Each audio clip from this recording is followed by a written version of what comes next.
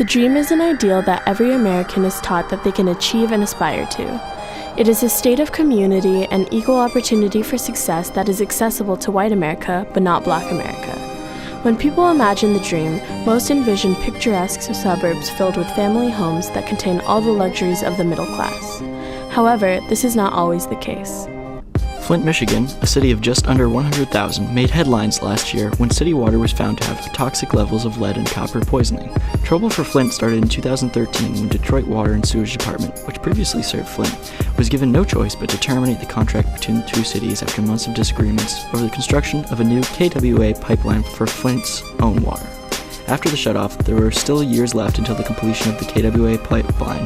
City officials of Flint decided to switch the water supply over to the heavily polluted Flint River in April 2015. Every citizen wishes to participate or escape into the dream, but Coates encourages his son to confront the reality of his society instead.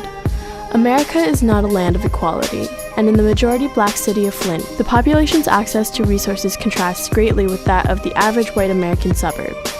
As Coates explains, the dream rests on the backs of Black people, and so there must be an oppressed group in order for the dreamers to thrive. The dream initially meant to ensure the equality amongst white people while creating the Black other in order to give the white people, as Coates explains, the right to break the Black body as the meaning of their social equality. After numerous issues with discoloration, foul tasting and smelling water, and rashes resulting from water contact, Virginia Tech found that the corrosive properties of Flint's water was causing the pipes to leach into the water with hazardous lead and copper. In September, Dr. Mona Hanna Atisha held a press conference to say that she had found elevated blood levels in Flint children. On October 1st, 2015, a public health emergency was declared by Health and Human Services, and by January of 2016, the state had declared a state of emergency for Flint. There are 7 pending criminal cases against city and state officials who may have covered up the dangerously poor quality of water. The Flint water crisis was both an easily preventable and later fixable problem, yet government negligence has allowed it to continue still to this day. Sadly, situations like these are not unfamiliar with the large African American community of the 9th Ward in New Orleans, notoriously receiving insufficient government aid after the devastation of Hurricane Katrina. These catastrophes are part of a trend where local, state, and federal government focus their resources on the majority white communities while ignoring the struggles of African Americans. Government Snyder was able to look past months of suffering and harm, only succumbing to the public outcry when the mounting evidence became too much to ignore.